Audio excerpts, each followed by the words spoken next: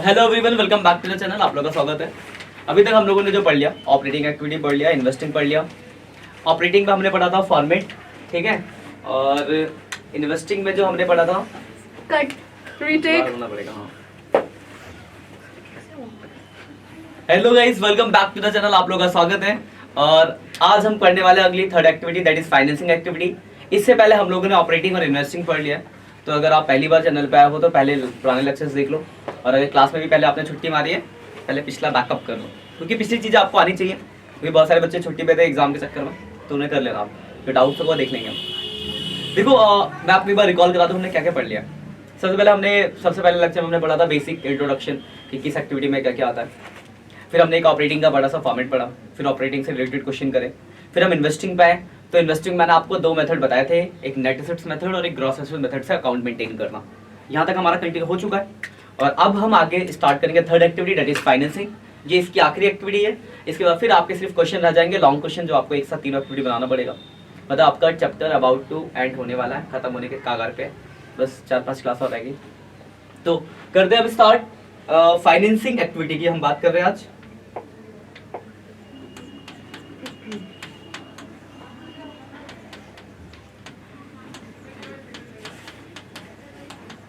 आपको याद होगा तो मैंने सबसे पहली क्लास में भी बताया था इस फाइनेंसिंग एक्टिविटी के बारे में। याद है किसी को? सबसे फर्स्ट क्लास में बताया था कि ऑपरेटिंग में क्या आएगा, इन्वेस्ट क्या आएगा और फाइनेंसिंग में क्या आएगा। तो फाइनेंसिंग की बात की गई थी हमारी। तो मैंने आपको बताया था फाइनेंसिंग का मतलब होता है फंड अरेंजमेंट, और फंड के लिए हमारे पास दो ही सोर्स होते हैं, एक ऑनरशिप और एक डेब्ट। यही आता है इसमें। तो फाइनेंसिंग में आपका ऑनरशिप के नाम पे क्या क्या आएगा? इक्विटी शेयर्स और प्रेफरेंस शेयर्स, और डेब्ट के नाम पे आएगा डिवेंचर, लोन, डेब्ट बोल लो, एक वर्ड में बोलूं तो नॉन करंट लायबिलिटीज। कोई दिक्कत यहाँ तक? इसके अलावा शॉर्ट टर्म की भी आते थे, शॉर्ट टर्म बोरोइंग, भी आता है इसमें। इसमें हम बोलते थे बैंक ओवरड्राफ्ट, किसे कहते हैं, कैश क्रेडिट, और कैश क्रेडिट भी बोला जाता है इसी को। इसके अलावा ये तो हो गए सोर्स, फंड के सोर्स हो गए। अब इनका खर्चा भी तो था, सोर्स फ्री में थोड़ी ना मिलता है उनका खर्चा। तो शेयर्स वालों को हम क्या देते हैं? डिविडेंड। और डेब्ट वाले को क्या पे करते हैं? इंटरेस्ट। और शेयर्स कभी कभार प्रीमियम पे भी इशू होता, तो सिक्योरिटी प्रीमियम रिजर्व। और इन सब से रिलेटेड अगर कोई भी, मतलब शेयर, डिवेंचर, लोन से रिलेटेड कोई भी अगर खर्चा है तो वो भी तो इसी से रिलेटेड है। तो expenses related to share, debenture, loan, डेब्ट जिसे हम कहते हैं। मतलब एक बात में अगर मैं बोलूँ डायरेक्ट सीधी भाषा में, तो जैसे preliminary expenses, share issue expenses, यानी any other expenses related to shares and debenture, ये सब कुछ आपका इनमें आएगा फाइनेंसिंग में। अब बात ये आती है कि क्या प्लस और क्या माइनस हो। तो पहले से स्टार्ट करते, पहला शेयर्स। देखो, चाहे इक्विटी शेयर हो चाहे प्रेफरेंस शेयर हो, अगर शेयर बढ़ रहा है, बढ़ने का मतलब क्या है कि हमने पब्लिक को शेयर इशू करे। बढ़ने का तो ये मतलब है ना कि हम शेयर क्या कर रहे हैं? इशू कर रहे हैं। तो अगर हम शेयर इशू कर रहे हैं, तो शेयर इशू करने का मतलब क्या है कि पैसा आ रहा है। तो अगर ये बढ़ेगा तो प्लस, कोई दिक्कत? वही अगर घटेगा तो माइनस। घटने मतलब पेमेंट हो रही है, तो घटने पे माइनस, ठीक है। डिवेंचर्स, लोन, डेब्ट, तो इनके साथ भी तो सेम है। अगर मैं डिवेंचर की बात करूं, डिवेंचर बढ़ने का मतलब कि आपने डिवेंचर इशू करा, पैसा आया। घटने का मतलब आपने पेमेंट करी। लोन में भी यही, बढ़ने का मतलब आपने लोन लिया, घटने का मतलब वापस हुआ। तो ये सीधा सा कॉन्सेप्ट है, बढ़ेगा तो प्लस, घटेगा तो माइनस। कोई अकाउंट नहीं बना, सीधा सीधा बढ़ेगा तो प्लस, घटेगा तो माइनस। बैंक ओवरड्राफ्ट में भी सेम है, बढ़ने का मतलब आपके पास पैसा आया, तो बढ़ने पे प्लस, घटने पे माइनस। अब बात करते हैं इंटरेस्ट और डिविडेंड पेड। यहाँ तो सोचने की जरूरत है क्या? पेड ही क्या होगा? क्या होगा? माइनस। सिक्योरिटी प्रीमियम रिजर्व हमेशा बढ़ेगा, कभी भी घटेगा नहीं, हमेशा बढ़ेगा और हमेशा प्लस होगा। और ये लास्ट में एक्सपेंसेस, तो एक्सपेंसेस क्या होते हैं? माइनस। तो सीधा सीधा सा कॉन्सेप्ट है। कैश फ्लो फ्रॉम फाइनेंसिंग बनाओ, सबसे आसान है cash flow from financing. Financing बनाओ, प्लस माइनस कर दो, आंसर। कोई दिक्कत? बस एक चीज का ध्यान रखना, यहाँ पे calculation of dividend and shares, यहीं पे गलती करते हैं बच्चे।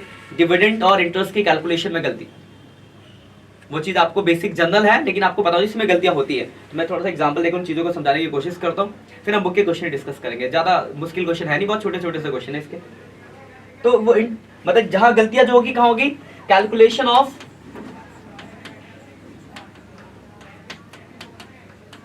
Interest and dividend. एक देखो कोई अलग अलग टॉपिक नहीं है, दोनों की कैलकुलेशन एक जैसी होती है। तो अगर मैं एक की बता दूं तो दूसरे की भी वैसे ही आपको फॉलो करना है। तो जैसे मैं डिवेंचर से स्टार्ट करता हूं, जैसे एग्जांपल फॉर लेते हैं, यहां से एकदम से डिवेंचर में लेके चल रहे हैं। मान लो आपके पास डिवेंचर है 10% डिवेंचर, रेट दिया तो इंटरेस्ट कैलकुलेट करना पड़ेगा। मान लो 2019 में है 1 लाख का, 2020 में है 2 लाख का।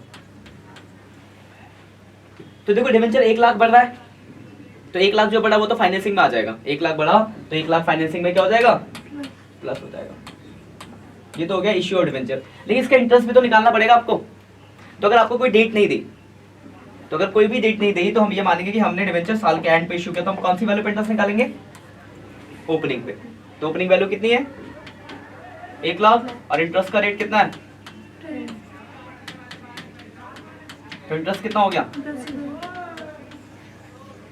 तो कभी भी रेट होगा तो आपको इंटरेस्ट निकालना पड़ेगा, और अगर कुछ पता ना चलेगा तो कौन सी वैल्यू पे निकालोगे, ओपनिंग पे। कोई परेशानी इसमें पहले केस में, ठीक है। वही अगर मान लो किसी क्वेश्चन में इंटरेस्ट आके दैट दिया होता, दूसरा केस अगर मान लो लिखा है इंटरेस्ट ऑन डिवेंचर दे ही रखा है कि इंटरेस्ट ऑन डिवेंचर है 20,000 या 15,000 या 5,000, तो क्या आपको फिर कैलकुलेट करने की जरूरत है। तो अगर आपको कैलकुलेटेड वैल्यू दिया तो कोई दिक्कत ही नहीं है। कैलकुलेटिव नहीं दिया तो अगर कोई भी इंफॉर्मेशन नहीं है तो हम कौन सी वैल्यू पे निकालेंगे, ओपनिंग पे। अब आते हैं कि अगर इंफॉर्मेशन हो तो क्या चेंज होगा, तो थोड़ा सा चेंज करके देखते हैं। मान लो सेम क्वेश्चन था, 10% डिवेंचर है, 2019 31 मार्च को क्लोजिंग है, 1 लाख का है, और 2020 31 मार्च को जो होगा 2 लाख का हो गया। अब देखो नीचे जो लिखा है इंफॉर्मेशन देखना, ये तो ये बढ़ा हो तो प्लस हो जाएगा। नीचे इंफॉर्मेशन है एडिशनल डिवेंचर इशू ऑन 31 मार्च 2019 या फिर 1 अप्रैल 2019। देखो इसका क्या मतलब है कि जो भी एडिशनल डिवेंचर इशू हो रहा है कब हो रहा है, साल के शुरू में। देखो शुरू में कितना है डिवेंचर, शुरू में 1 लाख है, एंड पे कितना हुआ, यानी 1 लाख तो हमने इशू करा है ना। और जो 1 लाख हमने इशू करा है, अगर आप ध्यान से देखो तो 1 लाख जो हमारा इशू है कब हुए, डेट क्या दे रही है उसकी, 1 अप्रैल, यानी साल के शुरू की तो डेट है। शुरू तो 31 मार्च 2019 बोल लो, चाहे 1 अप्रैल 2019, तो मतलब साल के शुरू में इशू हो गया। ये बात क्लियर है कि जो भी हम एडिशनल डिवेंचर इशू कर रहे हो साल के शुरू में ही कर रहे हैं। तो पूरे साल कितना चला होगा, 2 लाख। तो आपको इंटरेस्ट कितने पे निकालना पड़ेगा, 2 लाख का 10%, यहाँ पे इंटरेस्ट कितना हो जाएगा 20,000। कोई डाउट है, क्लियर है पॉइंट। वही अगर यहाँ पे डेट होती 31 मार्च 2020, मतलब हमने जो एडिशनल डिवेंचर इशू करा है वो साल के एंड पे करे, तो अगर एंड पे किया तो पूरे साल कितना चला होता है, 1 लाख। अगर साल के एंड पे आप डिवेंचर इशू कर रहे हो तो पूरे साल तो डिवेंचर 1 लाख ही चला होता। बस समझ आइए। मतलब देखो एंड अगर ये डेट होती, मैं अगर साइड में लिख देता हूँ, ये है कि एडिशनल डिवेंचर 31 मार्च 2020 को इशू है। नहीं देखो क्या है, शुरू में 1 लाख था, एंड पे कितना हुआ 2 लाख। तो 1 लाख जो इशू है कब हुआ, 20 में, यानी यहाँ पर इशू है डेट, तो पूरे साल तो 1 लाख ही चला होगा ना फिर। तो इस केस में आपको इंटरेस्ट कितने पे निकालना पड़ेगा, 1 लाख पे। तो यहाँ वाले पे इंटरेस्ट कितना होगा, सिर्फ 10,000, 1 लाख का 10%। बात समझ आई। यहाँ पर क्या था डेट, यहाँ पर डिवेंचर इशू हुए तो पूरे साल 2 लाख चला, मतलब 2 लाख पे पूरा समझो ना। मान लो मैंने इसको शुरू में मतलब बैलेंस दिया कि पहले से 1,000 रुपये उधार थे, 1,000 और दिए, ठीक है, तो एंड पे 2,000 उधार है। अब वो 1,000 भी मैंने शुरू में ही दे दिया है, तो पूरे साल तो 2,000 रुपये उधार गया ना इस पे, तो पूरे पे इंटरेस्ट लगाओगे। यहाँ पे एंड में दिया तो शुरू वाले पे लगाया। इन दोनों में कोई पॉइंट पे कोई दिक्कत है। मान लो ये थोड़ा सा चेंज करा होता और लिखा होता थर्ड कि एडिशनल डिवेंचर जो इशू है 1 अक्टूबर 2020 को 19 को हुआ है। तो अगर आप ध्यान से देखो, शुरू में 1 लाख था, एंड पे कितना है 2 लाख है। और अगर आप डेट की बात करी जाए तो शुरू की डेट है 1 अप्रैल 2019 और एंड की डेट कब है 31 मार्च 2020। और एडिशनल जो 1 लाख इशू कब हुए, 1 अक्टूबर को। तो जब मैं यहाँ पे इंटरेस्ट निकालूंगा तो यहाँ से लेकर यहाँ तक तो 1 लाख चला, और यहाँ से लेकर यहाँ तक कितना होगा 2 लाख, ठीक है। या फिर ऐसे भी निकाल सकते हो, 1 लाख पे तो पूरे साल का इंटरेस्ट और बाकी 1 लाख पे 6 महीने का इंटरेस्ट। बात तो ही बड़ी। तो यहाँ पे जब मैं इंटरेस्ट की कैलकुलेशन करूंगा तो 1 लाख पे तो पूरे साल का इंटरेस्ट जो पहले वाला है 10,000, और ये 1 लाख इशू में कब हुए साल के मिडिल में, तो उस पर तो 6 महीने का इंटरेस्ट लगेगा।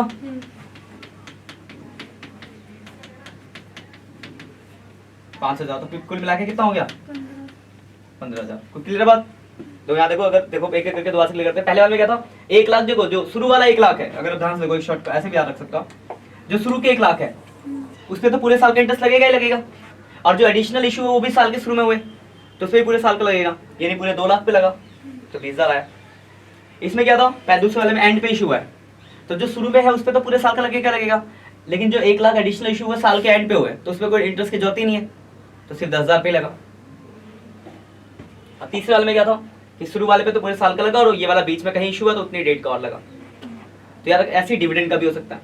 तो बस ये आप छोटी छोटी बातों को ध्यान रखना है, calculation of interest and dividend. बाकी प्रोसेस वैसा ही है, और बाकी शेयर बढ़ रहा है घट रहा है तो सीधे सीधे प्लस माइनस होने हैं, और इससे ज़्यादा कुछ इसके अंदर मिलेगा नहीं आपको। ठीक है, मैं आपको 1-2 क्वेश्चन दिखाता हूँ, आपको बैठ के फाइनेंसिंग कर लेने। तो टाइम बचेगा तो ऑपरेटिंग वाले इन्वेस्टिंग वाले भी जो रहेंगे वो कर लेना। देखो पहला क्वेश्चन बिल्कुल ही डिफरेंट है, उसमें लोन का अकाउंट बनाना है। देखो अगर 32 देखो थोड़ा सा डिफरेंट सा क्वेश्चन है, ये लिखा है from the following information calculate cash flow from financing. आपको बनाना क्या है, कैश फ्लो फ्रॉम फाइनेंसिंग। बना लेते हैं cash flow from financing, cash flow from financing activity. लेकिन अगर आप ध्यान से देखो नीचे ना लोन दिया है ना, लोन का ओपनिंग बैलेंस कितना दे रखा है, लायबिलिटी है ना, तो ओपनिंग इधर आएगा 1 लाख रुपए है, और क्लोजिंग कितना है 1 लाख रुपए ओपनिंग, 2 लाख है ओपनिंग ना, क्लोजिंग कितना है 2.5 लाख। एक बात बताओ, और नीचे देखो एक लाइन लिखी हुई है कि हमने जो रिपेमेंट करी 1 लाख की पेमेंट कर दी। एक बात बताओ, शुरू में कितना था 2 लाख, और 1 लाख की मैंने पेमेंट कर दी, तो 2.5 लाख कैसे बच सकता है? शुरू में तो 2 ही लाख है और 1 लाख की पेमेंट की, तब तो 1 लाख ही बचना चाहिए, पर बच कितना रहा है 2,50,000। मतलब इसका मतलब मैंने बीच में कहीं ना कहीं लोन लिया भी होगा, तो लोन लिया कितना होगा 1.5 लाख। 1.5 लाख। इसमें कोई डाउट है? नहीं। 1.5 लाख का लोन लिया तो प्लस 1 लाख की पेमेंट करी तो माइनस 50,000 आपका आंसर आ गया। लिख दोगे loan taken, loan repayment, cash flow from finance. कोई दिक्कत है इसमें? छोटा सा सिंपल सा क्वेश्चन था ये। लोन टेकन है, लोन रिपेमेंट, बैलेंस निकल जाएगा आपका, बस जस्ट रफली करा रहा हूँ, मैंने आपका से कर देना, बस समझ जाएगी। इसमें छोटा सा क्वेश्चन था ये काफी। देखो बिग प्रॉपर क्वेश्चन यहाँ से स्टार्ट है आपके। मैं एक क्वेश्चन जो बड़ा वही करा दो, 34 नंबर देखो जरा। क्वेश्चन नंबर 34 आपके स्क्रीन पे आ रहा होगा, ये एक अच्छा क्वेश्चन, प्रॉपर करेक्ट करते हैं इसको। बात क्वेश्चन नंबर 34। ये नई वाली बुक में ना क्या कहते हैं, पुरानी बुक किसी पे, नई बुक में नाम चेंज किया तो आंसर में थोड़ा सा गड़बड़ है। पुरानी बुक जरा देख लेते हैं, 34 आपकी बुक में होगा कौन सा इसमें,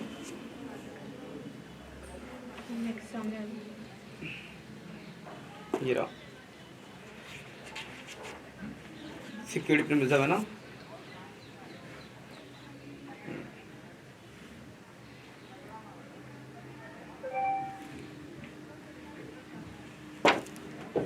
ठीक है, देखो पता है क्या कर रखा है, आपका आंसर नई वाली बुक से मैच नहीं करेगा क्योंकि वहाँ पे ना कुछ थोड़ा सा चेंजेस कर दिया है। पुरानी बुक में आंसर मैच करेगा क्योंकि पुरानी बुक में ठीक है, तो आंसर तो भूल जाओ, क्वेश्चन कर लेते हैं, आंसर से मैच नहीं कर पाएगा ये। पुरानी वाली बुक से जब करोगे तो आपका आंसर ठीक है मैच है, पर हमें कॉन्सेप्ट समझने से क्वेश्चन देख लेते हैं। और कैश तो पुरानी वाली बुक वाला भी कर लेना आप लोग, ठीक है। इन्होंने क्वेश्चन चेंज करा बट आंसर को वैसे ही रन दिया। तो इधर ध्यान से पढ़ते क्या क्या लिखा, बहुत प्रॉपर आपका मतलब सब कुछ कवर अप हो जाएगा इस क्वेश्चन में। ढंग का क्वेश्चन है, काफी चीजें। देखो पहला एडजस्टमेंट देखो क्या लिखा है, equity shares were issue on 31 मार्च 2022।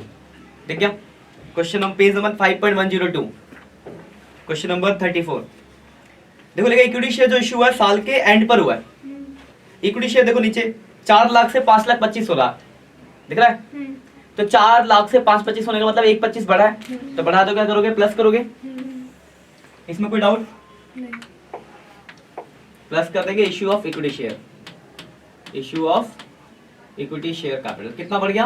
1,25,000। 1,25,000। कोई डाउट है? अब देखो दूसरा एडजस्टमेंट है कि हमें इक्विटी शेयर पे 15% का डिविडेंड देना है, तो देखो डिविडेंड देंगे तो माइनस होगा डिविडेंड ऑन कौन से शेयर? Equity share. अब अगर आप ध्यान से देखो, साल के शुरू में इक्विटी शेयर कितने का है? 4 लाख का। एंड पे कितना हो गया? 5,25। और कुछ में साफ साफ लेगा कि जो 1,25 का एडिशनल इशू हुआ साल के एंड पे हुआ है, तो आपको कौन सी वैल्यू पे डिविडेंड देना चाहिए बताओ? ओपनिंग पे। शुरू में 4 लाख था, एंड पे कितना है? 5,25 है, और बोला गया एडिशनल वाला साल के एंड पे इशू हुआ है, तो पूरे साल तो 4 लाख ही चला होगा ना सर। शुरू में तो 5,50,000 है ना। देखो ध्यान से देखो, डेट आंखें खोल के। 2021। हाँ कितना है देखो इक्विटी शेयर्स?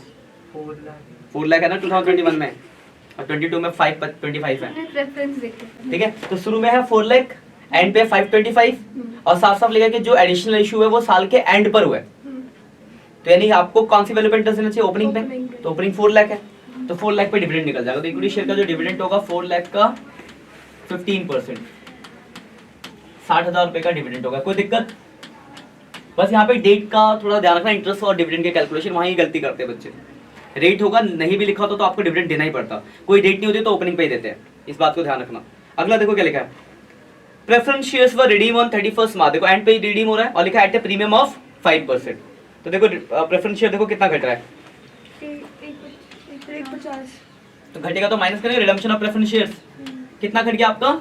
1,50। लेकिन आपने सिर्फ 1,50 थोड़ी ना दिया, आपने साथ में 5% प्रीमियम, तो इसका 5% प्रीमियम कितना होगा? 7,500 का प्रीमियम हो जाएगा। तो आपकी जो पेमेंट होगी 157,500 हुई होगी। कोई डाउट है? ये ठीक है, पॉइंट समझ में आई बात वाली? 1.5 लाख का प्रेफरेंस शेयर कम हुआ, लिखा 5% प्रीमियम, तो 5% हमने और ऐड कर दिया। अब देखो अगर मैं ये तो सिर्फ फाइनेंसिंग बता रहा हूँ, अगर मैं ऑपरेटिंग बनाता तो ये डिविडेंड पेड ऑपरेटिंग में प्लस होता, ये जो एक्स्ट्रा प्रीमियम पे किया ये नॉन कैश ऑपरेटिंग में प्लस होता। जब लॉन्ग आगे क्वेश्चन करोगे जहाँ पे आपको तीनों बनाना होगा तो याद रखना कि कुछ चीजें ऐसी है जो इसका दो जगह इफेक्ट पड़ेगा, जैसे इंटरेस्ट पेड तो फाइनेंसिंग से माइनस होगा और ऑपरेटिंग में प्लस भी होता है, डिविडेंड पेड फाइनेंसिंग से माइनस होगा ऑपरेटिंग में प्लस होगा, ऐसे आपको भेजना पड़ेगा। यहाँ तो कोई दिक्कत है?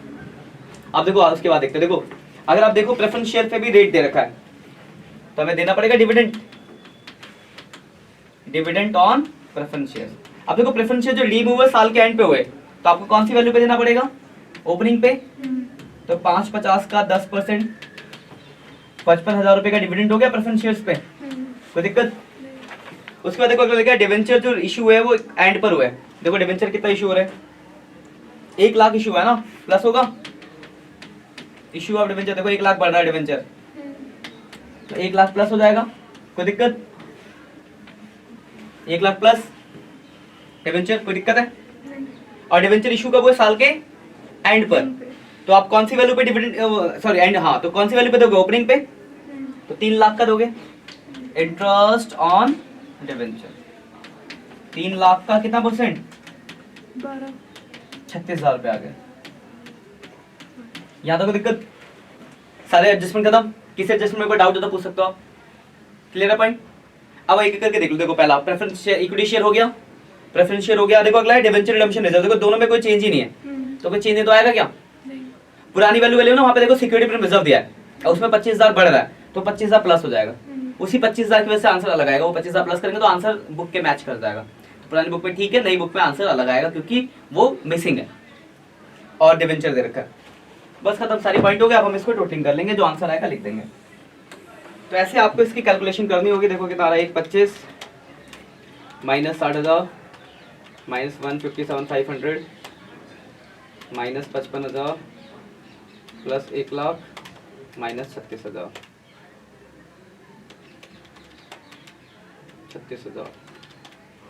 कितना आ गया? 125 माइनस 60 माइनस 157,500 120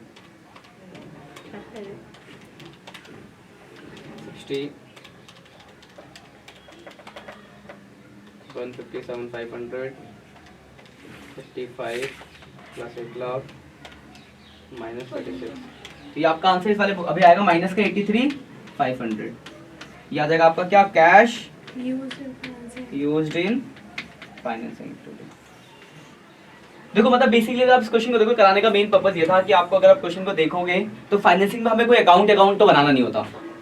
शेयर, डिवेंचर ये सब आएंगे, इंटरेस्ट लोन ये सब आता है इसमें। एक बात का आपको बस ध्यान रखना है कि वो जब डिविडेंड या इंटरेस्ट की आप कैलकुलेशन करोगे तो आपको डेट को थोड़ा सा दिमाग में रखना है कि कब किस हिसाब से करना है। कोई डेट की अगर इन्फॉर्मेशन नहीं है तो आपको हमेशा ओपनिंग वैल्यू पे इंटरेस्ट या डिविडेंड कैलकुलेट करना होगा। रेट दिया है तो करना ही करना होगा, रेट दिया है तो करना ही होगा, चाहे डेट जैसे लिखा है क्वेश्चन में 10% डिवेंचर, बोला नहीं इंटरेस्ट के लिए, फिर भी आपको इंटरेस्ट देना पड़ेगा। ठीक है, इस बात को ध्यान रखना, और ओपनिंग वैल्यू पे दे देंगे। बस इतना ही है, यही आपका फाइनेंसिंग एक्टिविटी है। इसी के साथ फाइनेंसिंग खत्म होता है। आपको 2-4 क्वेश्चन दिए गए वो कर लेना। तो तीनों एक्टिविटी खत्म हो गई।